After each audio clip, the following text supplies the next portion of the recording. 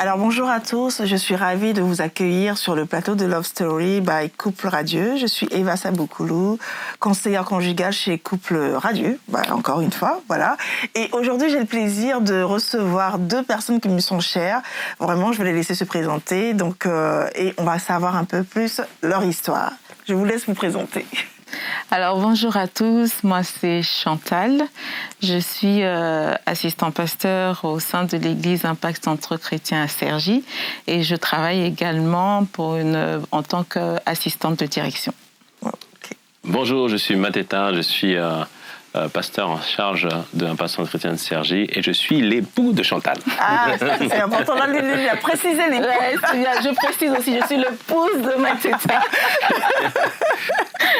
Alors aujourd'hui, en fait, on souhaiterait un peu savoir, on est dans Love Story, on a dit Love Story, c'est le fait de pouvoir s'aimer et de pouvoir aussi aimer la relation dans laquelle on va rentrer, donc la relation de couple. Et donc, de temps en temps, on invite des couples un peu à venir un peu raconter leur histoire. Et j'aimerais un peu savoir un peu votre histoire. Je pense que les autres aussi aimeraient savoir un peu quels sont les ingrédients qui ont duré, quels sont les ingrédients qui ont fait qu'ils sont encore mariés. Même ils vont vous dire depuis combien d'années ils sont mariés, parce que moi je les connais depuis longtemps. Et je ne suis pas si vieille que ça, attention. Donc, je les connais depuis longtemps, mais par la grâce de Dieu, ils sont encore mariés. Et on aimerait savoir un peu, tiens, flashback, retour en arrière. Comment est-ce qu'ils se sont rencontrés? Comment est-ce que vous vous êtes rencontrés? Tu veux commencer? Oui, je peux commencer. Là, c'est genre, est-ce qu'il va se souvenir de tout? Est-ce qu'il va se souvenir de tout? Il va se souvenir, très bonne mémoire. J'ai une très bonne mémoire. Bon, ça c'est rare, ça souvent chez les hommes. Les événements marquants sont importants. Ça c'est super, ok. Je dirais d'abord, ça a commencé pas par une histoire d'amour, ça a commencé d'abord par une rencontre. On pourrait dire dû au hasard, mais je dirais simplement c'est Dieu qui orchestre les choses. Donc tout a commencé, je crois, c'était avant... 1998. Ouais, 98. Ouais, la Coupe du Monde. Mais juste au moment de la Coupe du Monde, donc on était encore on sortait des études bientôt, et à l'époque, je désirais chanter dans une chorale de gospel. Et chantant dans une chorale de gospel, j'avais vu un ami qui m'a dit, t'as qu'à essayer de prendre des cours de gospel. Et donc j'ai pris un journal, et je suis tombé sur un article qui indiquait qu'on pouvait prendre des cours de gospel. Tu as pris dans des annonces? Dans des annonces. Oh là là, ça fait plus trop aujourd'hui, mais dans des annonces. Dans des annonces. Aujourd'hui, c'est sur Insta, Facebook. Voilà, c'est pas le journal. Sur le journal papier. Je sais pas du tout c'est quel journal, mais je suis tombé sur ce journal-là. D'accord, Donc j'ai lu le journal, donc cours de gospel, etc. Ça s'appelait Street Gospel. Donc j'appelle. Et je reconnais la voix de la personne à qui je au téléphone. Et c'était en fait un chef de chœur d'une chorale de l'époque. Donc je dis tiens, je vais venir voir. Et donc du coup, je prends ma voiture et tout ça, etc. Et je vais sur Paris pour suivre cette chorale de gospel. Donc la première fois que je viens, donc je regarde un peu comment les choses se passent et tout ça. Et alors que le cours a déjà commencé, que la chorale a commencé déjà à chanter, et puis la porte s'ouvre, la porte du studio s'ouvre, nous étions dans le studio. Donc je vois une jeune fille qui rentre avec son jean bleu, ses baskets marron en daim. Aïe. Et, le sens du détail. Et une veste en cuir. Je me souviens très bien de cette veste en cuir d'ailleurs. Aïe. Donc j'ai une très bonne mémoire. Oui, je vois ça, jean bleu, basket en daim et veste en cuir. Donc à rentre et tout ça, et ça m'a marqué parce que elle est arrivée en retard et puis surtout, elle est venue avec son cousin qui portait un nom particulier qui m'a fait rappeler en fait qu'une amie m'avait dit que son compagnon, son ami, son petit copain s'appelait un tel. Et j'ai dit mais tiens, est-ce que c'est pas est-ce que c'est pas lié avec mon ami que je connaissais? Donc en gros, je me suis retrouvé dans cette chorale. Donc il y avait Chantal, il y avait son cousin était en relation avec une très bonne amie d'enfance. Et de là est née une amitié. Une amitié avec toute cette chorale, toutes ces personnes qui étaient là et tout ça, etc. Et je crois qu'il s'est passé donc de 98 jusqu'à 2002, où finalement, un jour, on nous invite à venir à un passant chrétien. Donc là, pour l'instant... Juste une question. Oui. Pourquoi est-ce que tu voulais... Est-ce que tu étais chrétien? Pourquoi est-ce que tu voulais aller chanter dans un groupe de gospel? Pourquoi est-ce que c'est un groupe de gospel? Parce qu'il y a des chorales aussi dans Paris. Pourquoi est-ce que c'est dans un groupe de gospel que tu voulais le faire? Moi, personnellement, donc j'avais grandi comme dans la foi chrétienne au travers de ma mère. Okay. Je m'étais pas encore baptisé du tout, mais en recherche de quête de Dieu. Et puis aussi, à l'époque, aussi, on avait entendu dire que les chanteurs de R&B étaient passés par le gospel. Ah, c'est de ça qu'il s'agit, genre les R. Kelly, des trucs mais comme ça. Faire le gospel. Ah, ok, c'était à la mode. Ok, d'accord. Et puis voilà, c'était de la mode aussi. Il y avait eu Sister Act et tout ça, etc. Donc, ah oui, c'était à la mode. Oui. Et il y avait toute cette mode-là qui était là. Donc c'est comme ça que... Mais il y avait cette recherche, ce désir de rencontrer Dieu quand même. Okay. Et justement, on s'est retrouvés dans cette chorale, avec une chorale donc pas du tout associée à une église, mais il y avait des personnes de différents horizons. Donc on est resté dans cette chorale un petit moment, et après en fait on a changé de chorale, parce qu'on avait envie d'un autre style, parce que là c'était un style un peu... chorale traditionnelle, on a un style un peu urbain. Donc tout le groupe, en fait, une bonne partie du groupe, on a changé de chorale tous ensemble. Mais toujours avec un lien d'amitié. Et Dieu nous a gardés ensemble pendant tout ce temps. C'est vraiment Dieu qui nous a gardés ensemble pendant tout ce temps. Parce que si on n'avait pas été là-bas, je ne sais pas où est-ce qu'on serait, honnêtement. Tout à fait. Vu le parcours de tout à chacun et l'environnement dans lequel les uns et les autres on grandissait, on aurait pu finir autre part. Mais le Seigneur nous a gardés pendant tout ce temps, et jusqu'à ce qu'il vienne ce moment où on nous invite à un passant chrétien. Et là, on arrive, donc d'abord moi, en juin 2002, et là, je découvre le royaume, le Saint-Esprit, tout ça, etc. Donc là, je décide de vendre tout ce que j'avais pour épouser le royaume et vivre que pour Dieu. Et donc, au travers de ça, du coup, notre attitude a changé, donc à moi et puis aux autres frères qui fréquentaient l'église. Et... donc on leur disait à Chantal et aux autres, venez voir. Vous étiez les premiers alors à venir comment dire, Impact Centre Chrétien, ou c'était comment dire? On était dans la première vague. Dans le groupe, au niveau du groupe. En fait, au niveau du groupe, il y avait deux vagues. Il y a eu deux vagues en fait. Moi, j'étais dans la première vague. Il y a eu la première vague et Mateta était dans la première vague, et moi je suis arrivée après. C'était la deuxième vague. Et mais en fait, comme on était déjà amis, on se connaissait déjà bien avant. Et à chaque fois, ils nous encourageaient, venez voir, vous allez aimer, vous allez aimer. Et puis finalement, on est parti. Impact Centre Chrétien un dimanche. Je l'appelle. Un dimanche matin, une de mes cousines déboule à la maison à 8h du matin. Elle vient, elle frappe à ma porte, elle rentre dans ma chambre, elle dit « Viens, on va à l'église aujourd'hui ». Je lui dis « Mais toi, tu sors d'où à 8h du matin ?» Je ne sais pas où est-ce qu'elle était la veille. Elle me dit « Appelle Mateta ». Elle a précisé « Appelle Mateta, que Mateta vienne nous chercher, on va à l'église aujourd'hui ». Donc j'appelle Mateta. Je dis « Mateta, tu es à l'église aujourd'hui ?» Il me dit « Ouais, je vais à l'église aujourd'hui ». Je fais « Tu peux venir nous chercher ?» Il dit « Ouais, pas de problème, je viens vous chercher ». Il habitait où? Il habitait à Franconville dans le 95, et moi j'habitais à l'époque dans le 93. C'est opposé, les amis. C'est pas... Quoi qu'on peut passer par là pour repartir à Ivry. Mais c'est quand même une bonne distance. Ouais, ça lui fait faire quand même un petit détour. Un bon détour. Donc, il est venu nous chercher, et puis voici que nous aussi on est partis à l'église, et pareil. Est-ce qu'à ce moment-là, il y avait quelque chose entre vous? C'était juste l'amitié? Absolument pas. L'amitié. Okay. C'est important de le dire parce qu'on a commencé par ça, parce que si ce n'était pas en Christ, on ne serait pas forcément marché ensemble. C'est important de le dire. C'est pour ça qu'on a pris le temps d'expliquer la genèse de tout ça, parce qu'une fois que Chantal est arrivée à Passant Chrétien, qu'elle a donné sa vie à Jésus, qu'elle s'est baptisée, tout ça, etc., qu'on a commencé à servir le Seigneur, elle de son côté, de mon côté, à part dans la chorale, parce que finalement une chorale s'est montée au sein de l'Église, donc on se voyait aussi dans le cadre de la chorale. Mais il a fallu ce cheminement, elle, de rencontre avec Dieu, et puis moi aussi de transformation, chacun de renouvellement. Chacun de son côté. Vous êtes rapprochés de Dieu. De son côté. Tout à fait, chacun de son côté. Et à un moment donné, en fait, où ça allait bien dans la relation avec le Seigneur, et puis je me suis posé la question, en fait, surtout une amie qui m'a interpellé, mais toi, finalement, tu ne penses pas te marier, quand est-ce que tu vas te marier, tout ça, etc.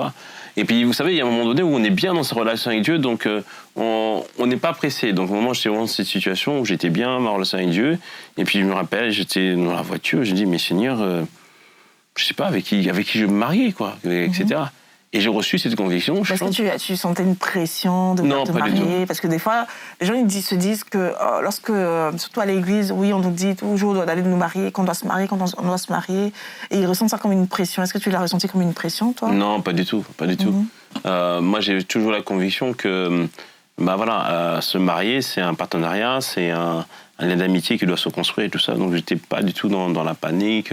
Après, je suis un homme. Donc, nous, on a moins la pression quelque part. Okay.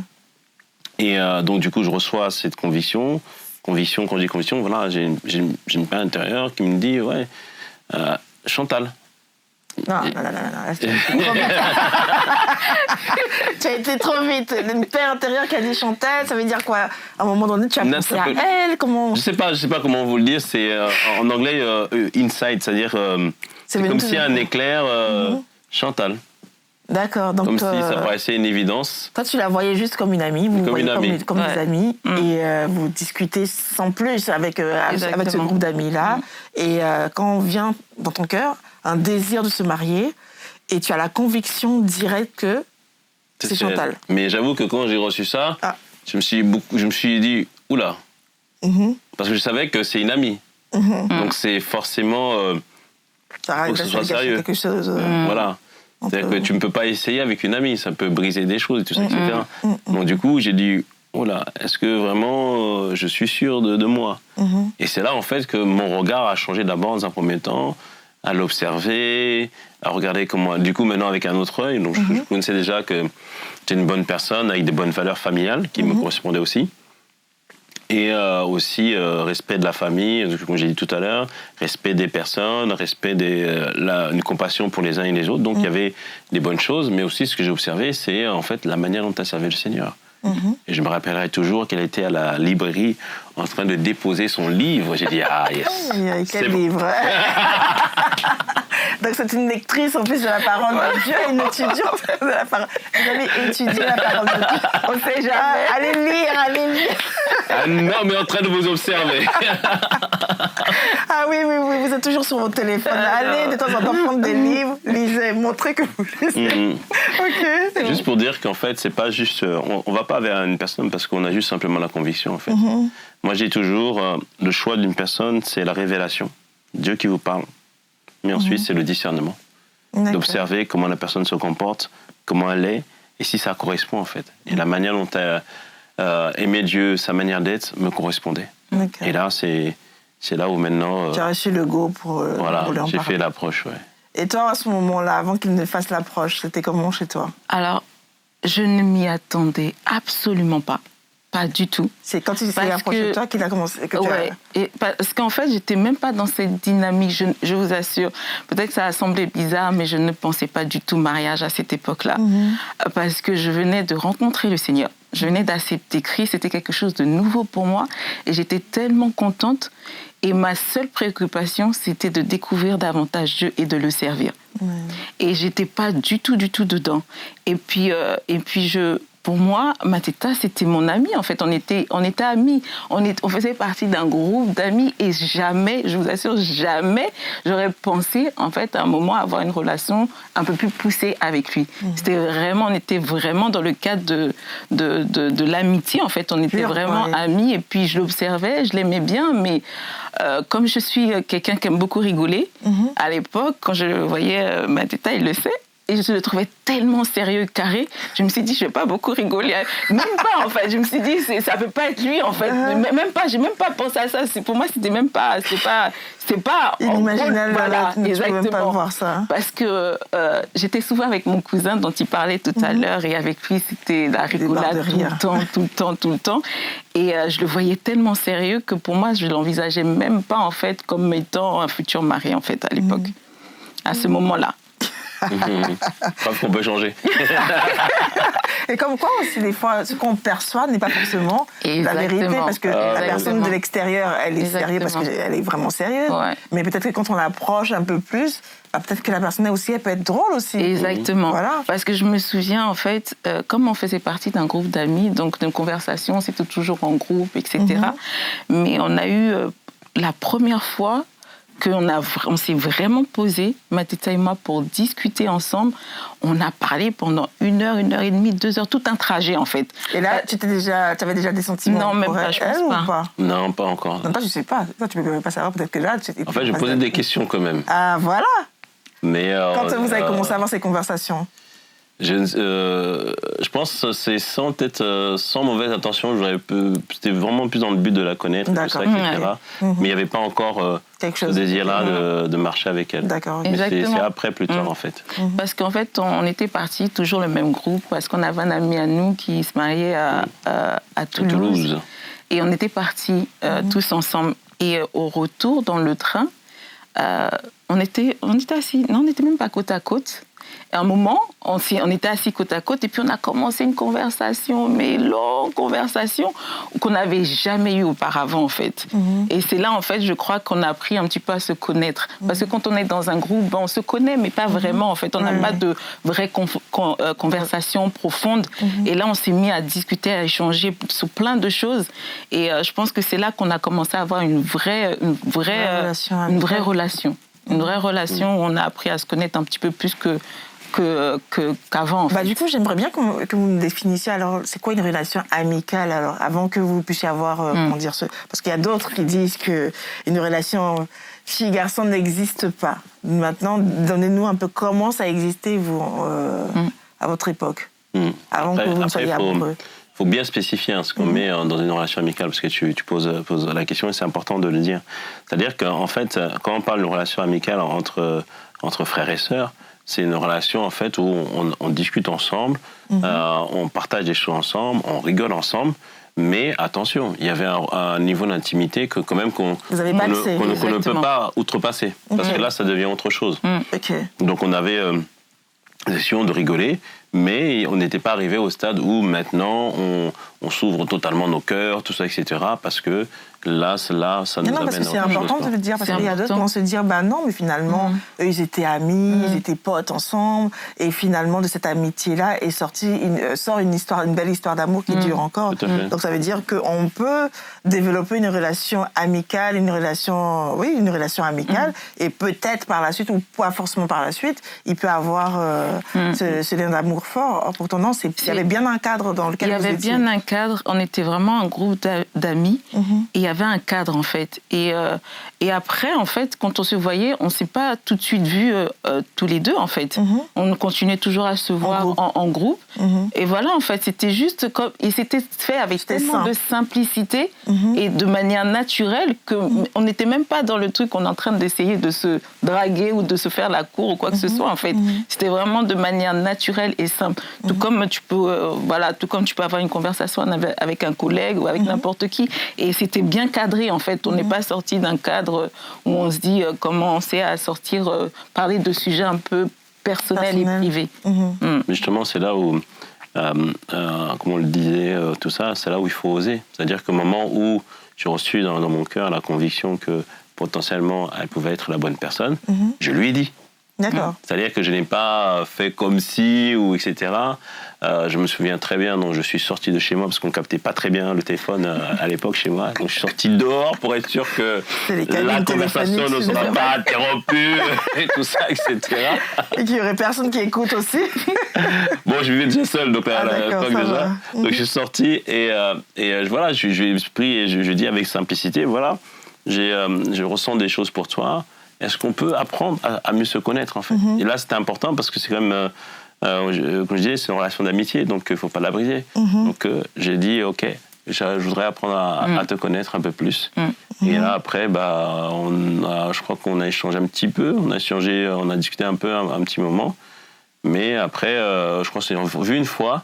Et après, pendant 2 mois, plus trop de nouvelles. Et t'as dit ça. Et après, toi, tu restais silence radio. Silence radio. Et il se passait quoi alors chez toi, dans ta tête?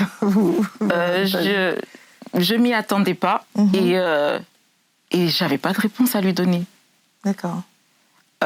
Et j'étais un peu mitigée parce que c'est pas que je n'étais pas intéressée Et c'est pas parce que non plus j'étais intéressée, parce que chez moi, en fait, quand il s'est approché de moi, je n'avais pas forcément de sentiments pour lui. Voilà, on était juste un pote, en fait. Et je m'attendais pas à cette approche-là. Et sur le coup, je lui ai rien dit. On a continué la conversation. Et voilà. Je ne suis pas prononcée. Les gars, soyez patients. Je ne me suis pas prononcée, j'ai pas dit oui, j'ai pas dit non. Je ne sais même plus comment j'ai fait pour me sortir de là. Mais je sais qu'on a fini la conversation, je ne me suis pas prononcée, je n'ai dit ni oui ni non en fait. Et puis 2 mois se sont passés. Et puis après, j'étais arrivé à un moment où j'étais tellement bien dans ma relation avec Dieu. Donc je l'ai appelé, je lui ai dit écoute, moi, je suis bien dans ma relation avec Dieu. Si ça ne va pas, si tu ne veux pas, c'est pas un problème. Tu peux me le dire. Voilà, ça va pas briser l'amitié, tout ça, etc. Parce que j'avais tellement découvert Dieu. C'est pour ça que c'est important de découvrir d'abord Dieu. De sa présence, quoi. C'était donc pour moi, c'était pas un problème et tout ça. Et après, quand je dis finalement. Si c'est non, tu peux me le dire. Si tu veux pas parler maintenant, c'est pas grave. Après, elle m'a pas dit oui, elle m'a pas dit non, mais elle me dit, je crois pas que ce soit non. Attends, tu peux tirer le suspense, comme on fait pas ça avec le cœur des gens. Bon, au moins, c'est pas non. Non, c'est pas non. C'est pas non. Parce que la vérité, c'est que je n'ai pas eu le temps de l'observer de manière autrement. Je n'ai pas eu le temps en fait de l'observer autrement et j'avais besoin aussi un petit peu de ce temps-là en fait, parce que comme je disais tout à l'heure, c'était pas dans mes pensées, c'était même pas j'étais bien en fait et je pensais pas mariage et j'ai pas eu le temps en fait de l'observer comme étant potentiellement un futur mari. Donc du coup et puis je sais que je n'avais pas envie aussi de le blesser. Et je ne savais pas non plus comment dire les choses à cette époque-là. Ce qui est marrant, c'est que dans une autre émission, Mateta, il nous disait que lorsque tu déclares tes sentiments, lorsque tu déclares tes intentions, il faut patienter, en fait. Laisse le temps à la personne d'assimiler, en fait, cette demande-là, cette requête-là, parce que tu ne sais pas comment la personne, elle le perçoit. Et puis là, c'est le cas pratique, puisque là, toi, tu te dis, mais je n'étais pas prête, mais je m'y attends pas et je sais même pas quoi lui dire, j'ai aucune réponse. Donc ça veut dire vraiment il faut vraiment que les hommes soient patients lorsqu'ils font entrer entre guillemets leur demande. Être sûr aussi, parce que dans ce temps de patience-là, il faut pas être là en train de regarder, observer ailleurs en fait. Pas du tout. Il faut plutôt rester sur la conviction qu'on a. Et puis ça se sent en fait. Quelqu'un qui est là en train de en même temps observer autre part, ça se sent, ça se ressent. Toi, tu le regardais quand même pendant que tu ne savais pas, tu l'observais un peu ou comment tu étais alors dans ce cas? En fait, déjà, j'ai aimé déjà sa façon de s'adresser à moi. En fait, il ne m'a pas bousculé, il n'a pas fait de forcing. Il m'a juste dit que voilà, qu'il aimerait apprendre à me connaître différemment, etc. Et j'ai juste pris l'information. Et après, c'est après mais au final, en fait, le truc, ce qui est marrant avec les seigneurs, c'est qu'au final, je ne lui ai jamais dit vraiment un oui, en fait. Après, on est rentré dans cette relation en apprenant tout simplement à se connaître. Quand je lui ai dit que en tout cas, c'est pas un non, on a continué quand même à dire. C'est à partir de là. Dit non, mon gars, vous y allez. Et je me rappelle qu'on a eu toute une nuit de conversation. Jamais Mateta et moi, on a resté des heures comme ça au téléphone, on a passé des heures au téléphone. Après, on s'est vu, on apprend à se connaître. Et c'est là, en fait, que j'ai commencé à me dire, OK, essaie de le regarder différemment. Oui, si on peut passer une nuit au téléphone à parler avec quelqu'un... Là, c'est gagné. Là, tu as gagné son cœur. Et pour ça, je suis pas très bavarde. En tout cas, je l'étais pas. Par la grâce de Dieu, il a réussi à percer le mystère. Waouh.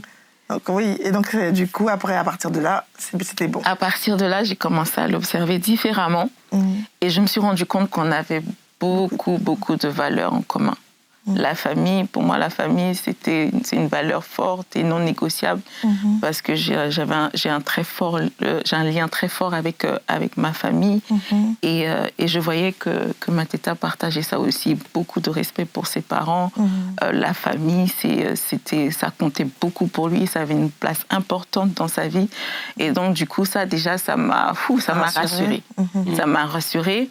Après, le fait d'avoir aussi la même foi, de fréquenter la même église, d'être au contact de la même parole, d'entendre la même voix à travers nos pasteurs, d'avoir les mêmes enseignements, ça m'a aussi rassurée.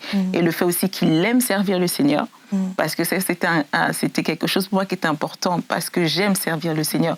Et je ne voulais pas quelqu'un qui me freine dans ça. Et à aucun moment, il s'est opposé à ce que je serve le Seigneur. Enfin, il ne m'a jamais donné de conditions par rapport à ma marche avec le Seigneur. Et ça, c'était important pour moi. Parce que comme je disais tout à l'heure, c'était une rencontre, c'était nouveau pour moi et j'étais tellement contente d'avoir fait cette rencontre.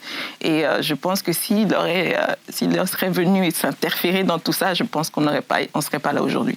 Et c'était important parce qu'il a vraiment respecté ça. Wow. Et puis, je lui ai posé aussi une question aussi importante aussi. Je lui ai posé la question, je ne sais pas si demain je serai pasteur ou pas, mais est-ce que ça te dérangera ou pas? Et elle a dit non, ça ne me dérangera pas. Ah, et vraiment, l'histoire a continué. Non, mais je précise quand même. Ah oui, s'il vous plaît. S'il vous plaît. Je ne savais pas, en fait, ça consistait à quoi exactement. Mais aujourd'hui, on est là, n'est-ce pas? J'ai envie de dire aussi à d'autres personnes qui sont en cheminement ou fiançailles, si on vous pose cette question-là, prenez le temps de bien réfléchir. Parce que tu as l'impression que c'est une phrase qu'on te donne comme ça. Peut-être que même la personne qui te le dit, elle n'est pas forcément consciente. Elle se dit, non, je le dis comme ça, peut-être histoire de voir. Mais ça peut être prophétique, les amis. C'est ça. Si tu n'es pas prête, franchement... Parce qu'en fait, il a introduit ça en disant que moi, je suis un don pour l'Église. Tu vois? Donc, pour moi, quand il disait don pour l'Église, ça veut dire il veut consacrer du temps à servir le Seigneur. Après, il a rajouté, si jamais il se trouve que je sois appelée à être pasteur, qu'est-ce que tu en penses? Je dis, OK, pour moi, ça ne posait pas de problème. Mais je vous assure que les amis, je ne savais pas ce que j'ai dit. C'était l'amour. Mais c'est que grâce. C'était l'amour. C'était l'amour. Ce n'est que bénédiction. En tout cas, vraiment. Amen. Oh, bénis le Seigneur pour tout. Amen. En tout cas, vraiment, merci beaucoup de nous avoir partagé votre histoire d'amour, parce que ça nous a permis réellement, comme je disais, de faire le lien entre les clés que tu as données pour pouvoir faire une bonne approche et de voir que ces clés-là ont marché, en fait. Amen. De voir que ces clés-là ont marché, ont participé à consolider ou à solidifier votre vie de couple aujourd'hui. Parce que les choses ne se sont pas faites au hasard. C'est-à-dire, vous avez pris chacun individuellement le temps de rencontrer Dieu, de consulter les bonnes personnes et ensuite de faire une approche dans le respect mutuel, en fait. Pas genre, non, je viens te présenter parce que Dieu m'a parlé, Dieu a mis une conviction en moi, donc je viens te faire ma proposition comme si c'est parce que Dieu a parlé, t'as parlé à toi que Dieu va lui parler aussi aussitôt. Non, Dieu t'a parlé à toi, c'est pour te donner la niaque, le courage d'y aller. Et quand tu y vas, vas-y dans le respect, dans le calme, dans la sérénité. Et puis aussi, quand t'as pas de réponse, reviens aussi auprès de Dieu. Exactement. Amen. Et c'est ce qu'il a fait. Et donc, en revenant auprès de Dieu, il attendait patiemment 2 mois. Sans aucune réponse. Aujourd'hui, 2 mois sans aucune réponse, pour moi, c'est comme 1000 ans. C'est comme 1000 ans, donc le frère, il est déjà parti ailleurs. Non. La preuve, Dieu lui a donné, Dieu leur a permis de pouvoir servir réellement le Seigneur ensemble et de faire d'être une des sources de bénédiction, et d'être des bénédictions pour l'Église. Donc, c'était prophétique. Amen. Il a dit, et on le voit réellement s'accomplir. En tout cas, j'espère que vous avez été bénis par ce temps d'échange. Donc, n'hésitez pas à poser des questions sur la page Couple Radieux ou aussi à poser des questions sur la page de Pasteur Mateta ou de Pasteur Chantal aussi. En tout cas, nous vous remercions, Chantal et Mathé. Merci beaucoup. Merci à toi. Merci à toi. Que le Seigneur vous bénisse. Que le Seigneur vous bénisse.